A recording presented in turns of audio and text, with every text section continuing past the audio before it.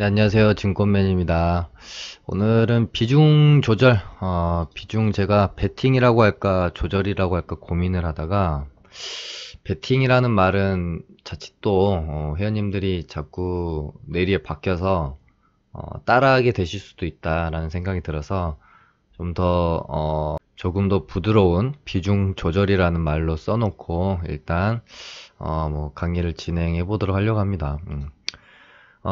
저희 리딩반에서 회원님 한 분이 종목당 비중을 뭐 이렇게 좀 정해줄 수 없냐라고 질문을 이제 하셨어요. 그거에 대한 제가 답변을 해드리다가, 이 부분은 많은 분들이 좀 아셨으면 좋겠다. 참 좋은 질문이다라고 생각이 들어서 영상까지 이제 찍게 되었고, 많은 분들이 좀 질문을 해주셔야 저도 답변을 드리면서 이렇게 영상을 찍을 소스들이 생각이 많이 나는 것 같아요.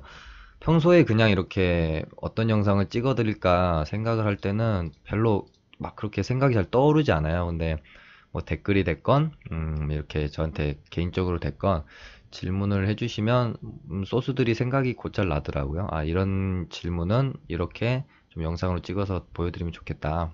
그래서 저도 이제 리딩반에서 종목당 이 종목은 비중을 좀 싫고 이 종목은 뭐 안 싫고 이렇게 해줄 수 없냐라고 이제 회원님 한 분이 질문을 주셔서 제가 단박에 안 됩니다.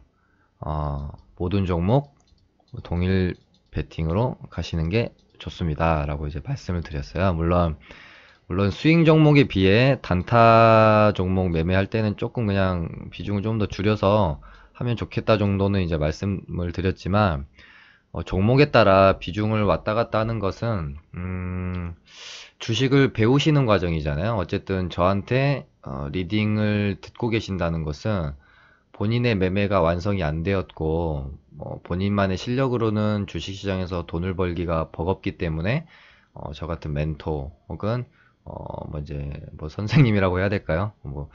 좀, 낯뜨겁긴 하지만, 아무튼, 누군가의 도움을 좀 더 받고 싶어서 리딩을 받으시는 거기 때문에, 아직은 초보 혹은 중수 정도가 안 되는 분들이라고 죄송하지만 제가 좀 가정을 하고 리딩을 진행을 하고 있는 거잖아요. 그렇기 때문에 이 주식을 배우는 과정에 있을 때 비중을 조절을 잘못했다가는요, 크게 독이 돼요. 그래서 제가 웬만하면은 그러니까 주식을 그냥 최대한 배우실 때는 최대한 기계적으로 좀 접근해서 배우는 게 좋다. 왜냐면은 이 주식을 배우는 초보 때는 멘탈 관리가 잘 안 돼요. 그래서 최대한 멘탈이 흔들릴 수 있는 요소들을 배제하면서 공부를 하고 배우시는 게 좋아요. 안 그래도 그냥 매매만 함에 있어서도 수익 더 먹을 수 있는 거 못 먹고 손절해도 멘탈이 흔들리는데 뭐 손절 못해서 물리고 그냥 뭐 비중 조절만 제외해도 비중 조절 아니어도 그냥 매매하면서 본인이 스트레스 받고 멘탈 관리가 안 될 요소들이 충분해요. 근데 여기서 이제 비중 조절까지 들어가면은 정말 이 멘탈 관리하기가 쉽지가 않습니다. 주식은 정말 이 멘탈 싸움이고 마인드 잘 이렇게 다지면서 흔들리지 않고 매매하는 싸움인데 이 멘탈 관리하는데 좋지가 않아요. 이 비중 조절이. 물론 잘 쓰면 약이 돼요. 이제 못 쓰면, 잘못 쓰면 독이 되지만, 근데 초보 시절 때는 독이 되는 경우가 훨씬 많기 때문에 중수까지도 마찬가지예요. 그리고 뭐 제가 뭐 굳이 초보, 중수, 고수를 나눠 놓긴 했지만 의미는 별로 없어요. 정말 종이 한 장 차이로 뭐 10년, 12년 고수로 지내다가도 종이 한 장 차이로 뭐 정말 말도 안 되는 매매로 인해서 뭐 패가망신하기도 하고 몇십 년을 초보로 있다가 종이 한 장 차이로 뭔가 이렇게 딱 깨우쳐서 고수가 되기도 하기 때문에 큰 의미는 없지만 굳이 이제 설명을 위해서 제가 이렇게 뭐 고수, 초보, 중수, 고수 이렇게 나눈 거거든요. 그래서 이 비중 조절이라는 것은 잘 쓰면 수익을 낼 때 수익금을 극대화하고 손실내는 매매에서는 손실금을 최소화할 수 있어요. 근데 잘못 쓰면 독이 되면 수익 낼 때는 최소화되고 손실 볼 때는 극대화되는, 손실금은 극대화시켜버리는 반대의 결과가 나와버리게 되거든요. 그렇기 때문에 잘 쓰면 정말 10번 매매해서 어 정말 뭐 4번 손절하고 네 번 수익 내고 6번 손절했는데도 불구하고 어 수익금이 더 많게 되는 경우도 생길 수가 있고요. 반대로 이 비중 조절을 잘못 쓰면 정말 심하게 말해서 8번 수익 냈는데 한두 종목 손실 때문에 손실금이 더 커버리게 되는 그런 상황이 발생할 수도 있는 거거든요. 근데 사실 이런 경우가 더 많아요. 왜 그러냐면 항상 아직 뭔가 매매가 완성이 되기 전에 계좌들을 단타 매매 혹은 수익 매매 하시는 분들 계좌 보면 수익 낼 때는 조금, 예를 들면 뭐 50, 60, 40, 100, 80, 70 이러다가 마이너스 300, 또 50, 20, 30, 60 뭐 이러다가 마이너스 200. 보통 거의 다 계좌들이 이러세요. 잘 그 매매가 안 되시는 분들 보면. 이게 왜 그러냐면, 물론 손절을 못해서도 맞아요. 1번은 손절을 잘 못 하시는 분들이 이렇게 보통 가요. 근데 2번은 내가 감당할 수 있는 금액만큼의 비중을 실은 게 아니라 이제 비중이 실려버리게 되면, 물론 그러니까 어떻게 되냐면 초보 때는 일단 종목에 비중이 실려버리잖아요. 그러면 어떻게 되냐면 충분히 더 먹을 수 있는데 비중이 실린 상태다 보니까 막 벌벌 떨리죠. 어.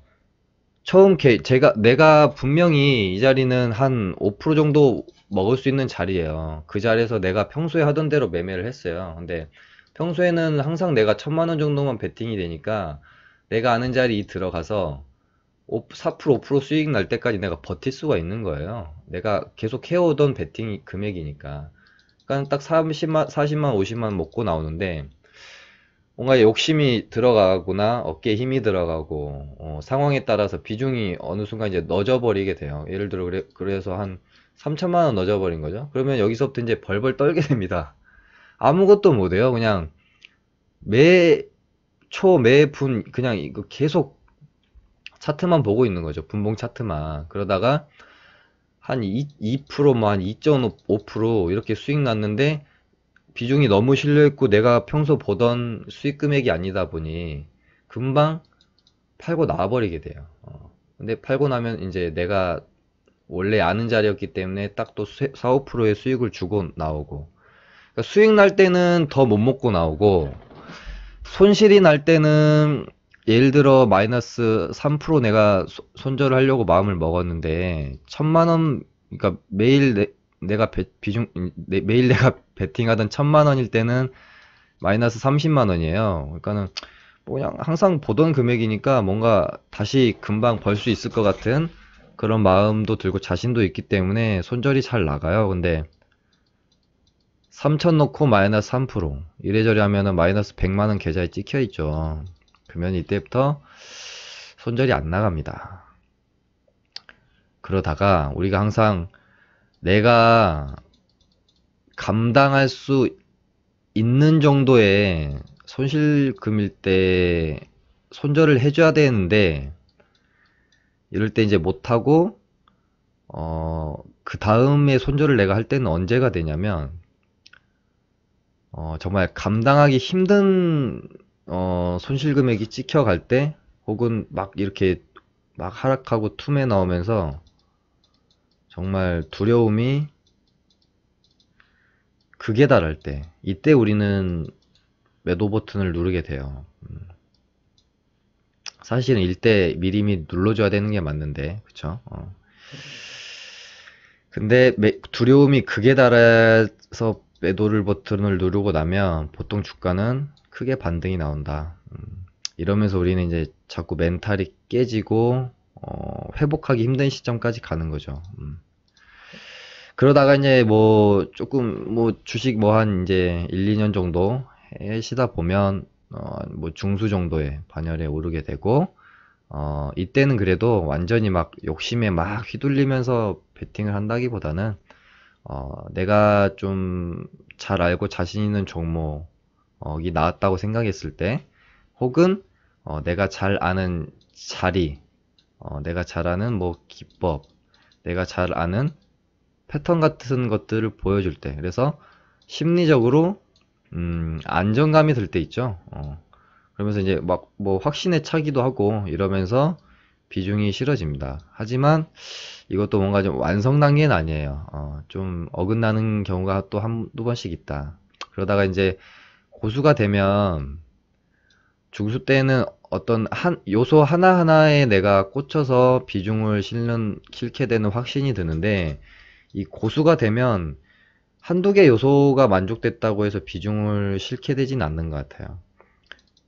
장도 지금 괜찮은 것 같고, 내가 지금 보고 있는 종목도 좋은 종목이고, 확신이 드는 종목이고, 거기다가, 뭐, 기법일 수도 있고, 주가의 흐름이 내가 예상하는 바대로 흘러간다거나, 상승의 확률이 점점 높아지는 대로, 흐름이, 이제 주가가 흘러간다거나, 그러다가, 뭔가 슈팅이랄지, 아무튼, 상승의 확률이 높다고 내가 확신이 드는 그런 주가의 패턴을 보이는 그 어떤 포인트에서 뭐 이제 비중이 좀 실어진다든지 뭐 그렇게 되겠죠. 그래서 핵심은 이제 뭐냐면요, 제가 말씀드리고 싶은 결론은 이 비중 베팅을 할 수 있는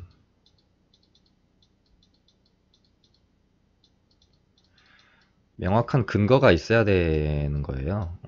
그러려면은 본인만의 매매의 원칙도 세워져 있어야 되고, 시장을 보는, 인사이트도 있어야 되고, 종목 발굴 능력도 있어야 되고, 내가 연구해서 만들어낸 뭐 기법이 될 수도 있고요. 주가 흐름에 대한 뭐 예측력이 될 수도 있고, 패턴. 이런 모든 것들이 좀 종합적으로 맞아 들어가면서 비중을 실을 수 있는 명확한 근거가 생겨서, 이 근거를 바탕으로 어느 정도 내가, 이 종목은 뭐 정말 한 90%는 상승할 확률이 높다. 뭐 이럴 때 비중이 실어질 수 있는 거지, 뭐 초보 때처럼 이렇게 단순히 욕심에 의해서 움직이면 정말 말 그대로 패가망신 할 수 있는 게 비중 베팅이기 때문에요. 이 부분에 대해서는 정말 깊이 고민해 보시고, 제가 아까 말씀드린 것처럼, 음, 아직 배우시는 과정에 있으시다면, 이 배우는 과정이 있다라는 거는 제가 생각했을 때는 뭐냐면요, 우리 사람들은 뭔가 딱 정해주는 걸 좋아하기 때문에, 저는 뭔가 딱딱 주식에서는 딱딱 정하는 건 의미가 없다라고 생각하는 사람이지만, 딱 정해드리면 그래도 막 엄청 이렇게 상승장대 말고요, 뭐 하락장도 좀 섞여 있고, 뭐 그렇게 뭐 막 강세장까지는 아닌 그런 장에서 최소한 6개월 이상, 한 1년 정도는 꾸준히 좀 수익을 내보신 분들 정도는 돼야, 이 배우시는 단계는 그나마 좀 넘어섰다. 이 정도 수준은 돼야 이때부터 조금 비중 조절에 대한 고민, 수익을 어떻게 하면 좀 더 극대화할 수 있을까, 손실을 어떻게 하면 좀 더 최소화할 수 있을까, 이런 고민들을 할 수 있지. 이런 정도 수준에 오시기 전까지는 그냥 무조건 동일 베팅 하는 게 저 개인적으로는 좋지 않느냐, 그렇게 생각을 하고 있습니다. 이렇게 해서 비중 조절 혹은 베팅에 대한 이야기를 마쳐보도록 하겠습니다. 감사합니다.